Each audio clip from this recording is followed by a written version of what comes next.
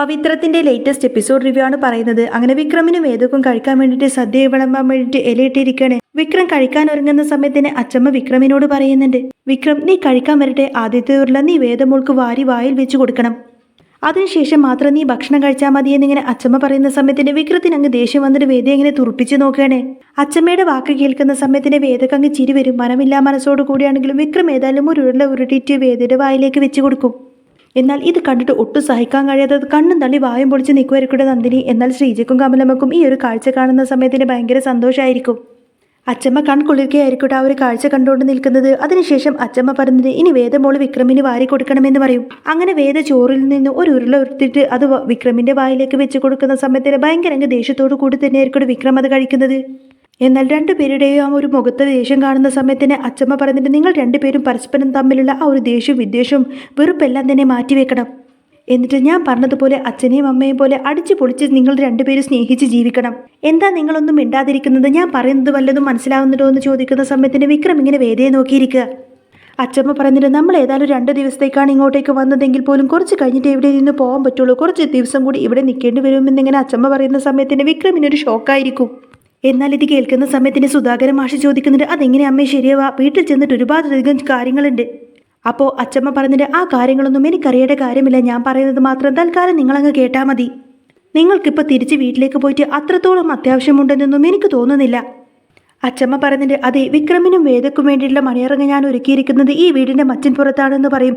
ആ സമയത്തിന് വിക്രമിനൊരു ഷോക്കായിരിക്കട്ടോ. എന്നിട്ട് അന്തം വിട്ടുകൊണ്ടതിന് അച്ചമ്മയെ തന്നെ ഇങ്ങനെ നോക്കിയായിരിക്കും വിക്രവും വേദയും. എങ്ങനെയെങ്കിലും അതിൽ നിന്ന് രക്ഷപ്പെട്ടിട്ട് ഊരി പോരണമെന്ന് മാത്രം ചിന്തയായിരിക്കട്ടെ വിക്രമിന്റെ മനസ്സിൽ. ഇവരുടെ നോട്ടം കണ്ടുകൊണ്ടതിന് അച്ചമ്മ ചോദിക്കുന്നുണ്ട്, അല്ല അത് പറഞ്ഞപ്പോഴേക്കും നിങ്ങൾ എന്താ എന്നെ എങ്ങനെ നോക്കുന്നത്? അതെ, മച്ചും പുറത്തേക്ക് നിങ്ങൾ ശല്യം ചെയ്യാൻ ഇവിടെ നിന്നും ആരും വരില്ല. അവിടെ നിങ്ങൾക്ക് എത്ര വേണമെങ്കിലും ഓടിക്കളിക്കാം, അത്രമാത്രം വലിയൊരു റൂം തന്നെയാണ് നിങ്ങൾക്ക് വേണ്ടിയിട്ട് ഈ അച്ചമ്മ ഒരുക്കി വെച്ചേക്കുന്നത് എന്നൊക്കെ പറയും. മച്ചിൻപുറം എല്ലാം മണിയറ പോലെ അലങ്കരിച്ച് വെച്ചിട്ടുണ്ട്, കുറച്ചും കൂടി അലങ്കരിക്കാനുണ്ട്. അത് പിന്നെ ഞാനും ശ്രീജിയും നന്ദിനെയും കൂടെ അലങ്കരിച്ചോലാം, നിങ്ങൾ ഏതായാലും ഭക്ഷണം കഴിക്കുക എന്നൊക്കെ പറയും. അച്ചമ്മയുടെ വാക്ക് കേൾക്കുന്ന സമയത്തിന് ഒന്നും മിണ്ടാൻ കഴിയാതെ വിക്രമും വേദ ഇങ്ങനെ പരസ്പരം നോക്കുന്നുണ്ട്. സുധാകരൻ മാഷിന്റെ മനസ്സിലൊരു വിങ്ങലായിരിക്കും. ഭക്ഷണമെല്ലാം കഴിച്ചതിന് ശേഷം ശ്രീജിയോടായിട്ട് അച്ചമ്മ പറഞ്ഞിട്ട് മോളെ വേദമോളെ മുറിയിലേക്ക് കൊണ്ടുപോയിക്കോ, അവളുടെ ഈ സാരിയൊക്കെ മാറ്റിയിട്ട് ഞാൻ അവൾക്ക് വേണ്ടിയിട്ടൊരു ചുമന്ന പട്ടുസാരി വാങ്ങിച്ചു വെച്ചിട്ടുണ്ട്, ആ സാരിയൊക്കെ എടുത്തിട്ട് വേദമോളെ സുന്ദരി മണിയാക്കണമെന്നിങ്ങനെ അച്ചമ്മ പറയുന്ന സമയത്തിന് ശ്രീരങ്ങ് ചിരിച്ചുകൊണ്ട് തന്നെ ശരി അച്ചമ്മയെന്ന് പറയും. എന്നാൽ ഇത് കണ്ടിട്ട് ഒട്ടും തന്നെ സഹിക്കാൻ കഴിയുന്നില്ലട്ടോ നന്ദിനിക്ക്. നന്ദിനിയോടായിട്ട് അച്ചമ്മ പറയുന്നുണ്ട്, നീ എൻ്റെ കൂടെ വാ, നമുക്ക് ഏതായാലും വിക്രമിൻ്റെയും വേദയുടെയും മണിയറ ഒരു സ്വർഗ്ഗലോകമാക്കണം, അത് കണ്ടിട്ട് അവർക്ക് അങ്ങ് കണ്ണ് തള്ളി പോകണമെന്നൊക്കെ പറഞ്ഞുകൊണ്ടായിരിക്കും അച്ചമ്മ നന്ദിനിയെ കൂട്ടിയിട്ട് അകത്തേക്ക് പോകുന്നത്. മനമില്ല മനസ്സോട് കൂടിയായിരിക്കട്ടെ അച്ചമ്മയുടെ കൂടെ നന്ദിനി പോകുന്നതും.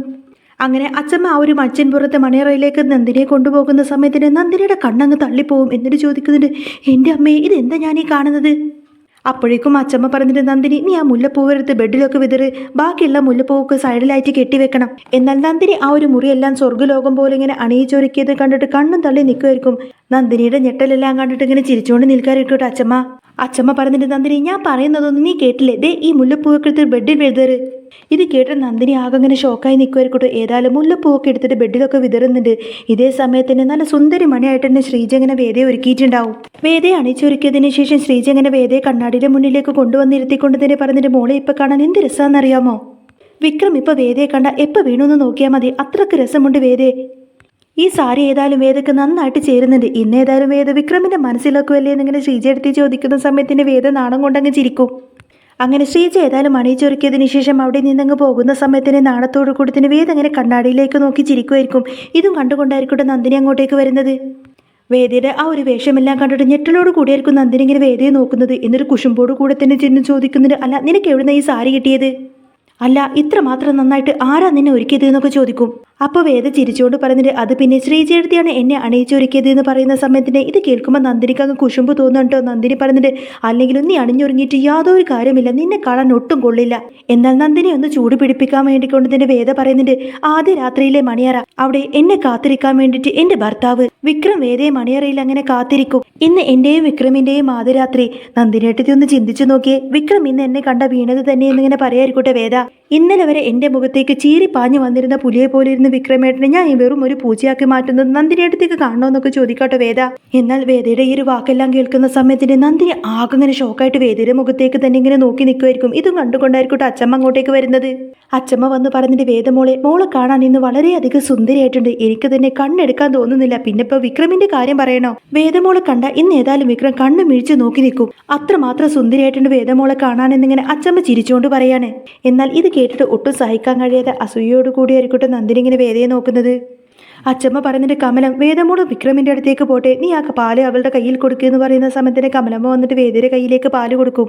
എന്നാൽ ഇതേ സമയത്തിനെ കാണിക്കുന്നത് വിക്രമിനെ ആയിരിക്കും. വിക്രം ആകെ വിഷമിച്ചിരിക്കാട്ടോ. ഇന്നത്തെ ഈ ഒരു രാത്രി എന്ത് ചെയ്യണം, എങ്ങനെ ഇവിടെ നിന്ന് രക്ഷപ്പെടണം എന്നൊക്കെ ചിന്തിച്ചുകൊണ്ടതിനെ ആകെ ടെൻഷൻ അടിച്ചുകൊണ്ടിരിക്കുകയാണ് വിക്രം. എന്നാൽ ഇതും കണ്ടുകൊണ്ട് വരുന്ന സമയത്തിന് വിഷം ചോദിക്കുന്നുണ്ട്, എന്താണ് നീ ഇങ്ങനെ ഒരു അവസ്ഥയിലിരിക്കുന്നത്? ഏതായാലും നീ ഇന്നത്തെ ഈ രാത്രി കഴിഞ്ഞേ പറ്റൂ, ഏതായാലും നീ വേഷം കെട്ടിയതല്ലേ, അതുകൊണ്ട് ആടിയേ പറ്റൂ.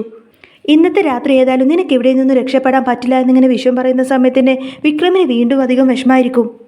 വിക്രം ചോദിക്കുന്നുണ്ട്, ഏട്ടാ എന്നെ എങ്ങനെ നിന്നും ഈ രാത്രി ഇവിടെ നിന്നും രക്ഷിക്കോ?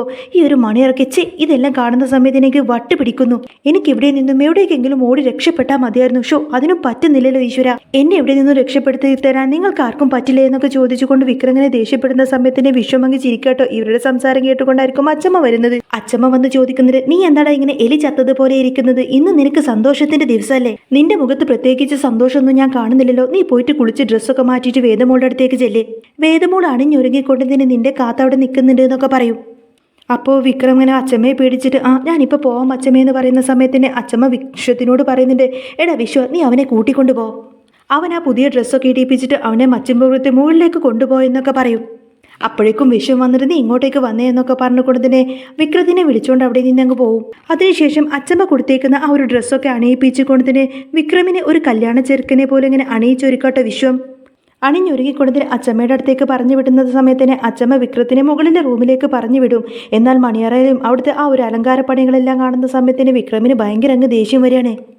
തന്നെ ഒരു ജയിലിലാക്കിയെന്നൊരവസ്ഥയിൽ ആകെ ഭ്രാന്ത് പിടിച്ചിട്ട് അവിടെ നിന്നിങ്ങനെ അലറി വിളിക്കുമായിരിക്കട്ടെ വിക്രം. എന്നാൽ ഇതേ സമയത്തിന് വേദയെ അണിയിച്ചൊരുക്കിക്കൊണ്ടതിന് പാലുമായിട്ട് നന്ദിനി ശ്രീജയും അച്ചമ്മയൊക്കെ ചേർന്നുകൊണ്ടതിന് വേദയെ വിക്രമിൻ്റെ അടുത്തേക്ക് പറഞ്ഞു വിടുന്നുണ്ട്. വേദ അണിഞ്ഞൊരുങ്ങി പാൽ ഗ്ലാസുമായിട്ട് മുറിയിലേക്ക് കയറി ചെല്ലുന്ന സമയത്തിന് വിക്രം പെട്ടെന്ന് വേദയെ കാണുന്ന സമയത്തിന് പരിസരബോധം പോലുമില്ലാതെ വേദയെ തന്നെ ഒരു നിമിഷം ഇങ്ങനെ കണ്ണിമ വെട്ടാതെ നോക്കിക്കൊണ്ട് നിൽക്കുകയാണ്. വേദയുടെ സൗന്ദര്യത്തിൽ മതിമറന്നങ്ങ് നിന്നു പോവാട്ടോ വിക്രം. ഈ സമയത്തിന് വേദയുടെ കണ്ണിലും ആ ഒരു സ്നേഹം മനസ്സിലാവുന്നുണ്ടായിരുന്നു. അങ്ങനെ അവർ രണ്ടുപേരും പരസ്പരം കണ്ണോട് കണ്ട് നോക്കി നിൽക്കുന്ന നല്ലൊരു നിമിഷം തന്നെയായിരുന്നു അത്. കുറച്ചു നേരം പരസ്പരം നോക്കി നിന്നതിന് ശേഷം വേദ ഇങ്ങനെ വിക്രമിനോട് ചോദിക്കുന്നുണ്ട്, എന്താ നിങ്ങൾക്കിത് എന്താ പറ്റിയത്? നിങ്ങൾ എന്താ എന്നെ കണ്ടിട്ട് ഇങ്ങനെ മതിമറന്ന് നിൽക്കുവാണോ എന്ന് ചോദിക്കും. അപ്പോൾ വിക്രം ചോദിക്കുന്നത്, നിന്നെ കണ്ട് മതിമറന്ന് നിൽക്കാൻ മാത്രം നീ ആരാടി, ലോകസുന്ദരിയോ? എന്നിട്ട് വേദയോട് ഇങ്ങനെ ദേഷ്യപ്പെടുന്നുണ്ട്, അതെ നീ ഇങ്ങോട്ടേക്ക് കയറി വരുന്നു വേണ്ട, നീ ഇവിടെ മുറിയിൽ കിടന്നാൽ പിന്നെ എനിക്കിവിടെ കിടക്കാനൊന്നും പറ്റത്തില്ല, അതുകൊണ്ട് നീ ഇപ്പം തന്നെ ഇവിടെ നിന്നും ഇറങ്ങിപ്പോണം. അപ്പോൾ വേദ പറഞ്ഞിട്ട്, അതെ നിങ്ങൾക്ക് എന്നെ എവിടെ നിന്നും പുറത്തിറക്കാനൊന്നും പറ്റില്ല, അച്ഛൻ മുറിയുടെ പുറത്ത് കാവലാണ്, ഇനി നേരം വെളുക്കുന്നത് വരെ രാവിലെ വരെ തന്നെ അച്ഛൻ അവിടെ തന്നെ കാണും, അതുകൊണ്ട് നിങ്ങൾക്കൊരിക്കലും ഇവിടെ നിന്നും പുറത്തു പോകാൻ പറ്റില്ല, എനിക്കും പുറത്തു പോകാൻ പറ്റില്ല, ഇന്നത്തെ ഈ ഒരു രാത്രി നിങ്ങൾ ഏതായാലും ഈ മുറിയിൽ തന്നെ തങ്ങിയേ പറ്റൂ എന്നൊക്കെ പറയാണ് വേദ. ഇന്നത്തെ ഈ ഒരു രാത്രി ഏതായാലും അച്ചമ്മ പറഞ്ഞതനുസരിച്ചേ പറ്റൂ എന്നൊക്കെ ഇങ്ങനെ വേദ പറയുന്ന സമയത്തിന് വിക്രത്തിന് അങ്ങ് ദേഷ്യം വന്നിട്ട് വേദ ഇങ്ങനെ ദേഷ്യത്തോട് തുറപ്പിച്ച് നോക്കുകയാണ്. വേദ വീണ്ടും വിക്രത്തിൻ്റെ മുഖത്തേക്ക് ഇങ്ങനെ നോക്കി നിൽക്കുന്നത് കാണുന്ന സമയത്തിന് വിക്രത്തിന് അങ്ങ് ദേഷ്യം വരെ. വിക്രം പറയുന്നുണ്ട്, ഓ രാവിലെ മുതൽ തുടങ്ങിയതാണ് ഈ നാടകം, നിനക്കങ്ങത് അങ്ങ് ബോധിച്ചല്ലോ എന്ന് പറയുന്ന സമയത്തിന് വേദ ചിരിച്ചുകൊണ്ട് നാണത്തോട് പറയുന്നുണ്ട്, അതെ അത് നിങ്ങൾ പറഞ്ഞ സത്യം തന്നെയാണ്, ഞാനും ഒരുപാട് ആഗ്രഹിച്ചതാണ്, ഞാനും ഒരുപാട് കൊതിച്ചതാണ് ഇതൊക്കെ. എൻ്റെ ജീവിതത്തിൽ എനിക്കും ചില ആഗ്രഹങ്ങളൊക്കെ ഉണ്ടായിരുന്നു, പക്ഷേ ഇതെല്ലാം ഇത്ര പെട്ടെന്ന് നടക്കുമെന്നും ഞാനൊന്നും വിചാരിച്ചില്ല എന്നൊക്കെ പറഞ്ഞ് വേദ ഇങ്ങനെ നാണത്തോടെ ചിരിക്കുന്നത് കണ്ടിട്ട് ഒട്ടും തന്നെ സഹിക്കാൻ കഴിയാതെ ദേഷ്യപ്പെട്ട് നിൽക്കുന്ന വിക്രത്തിനെ കാണിച്ചുകൊണ്ടാണ് കേട്ടോ എപ്പിസോഡ് പൂർണ്ണമാവുന്നത്. അപ്പോൾ നിങ്ങൾക്ക് ഈ ഒരു ചാനൽ ഇഷ്ടമായി എന്നുണ്ടെങ്കിൽ എന്നും ഇതേപോലത്തെ റിവ്യൂസൊക്കെ കേൾക്കാൻ താല്പര്യമുണ്ടെങ്കിൽ തീർച്ചയായിട്ടും നിങ്ങൾ എൻ്റെ ചാനൽ സബ്സ്ക്രൈബ് ചെയ്ത് സപ്പോർട്ട് ചെയ്യാൻ മറക്കല്ലേ.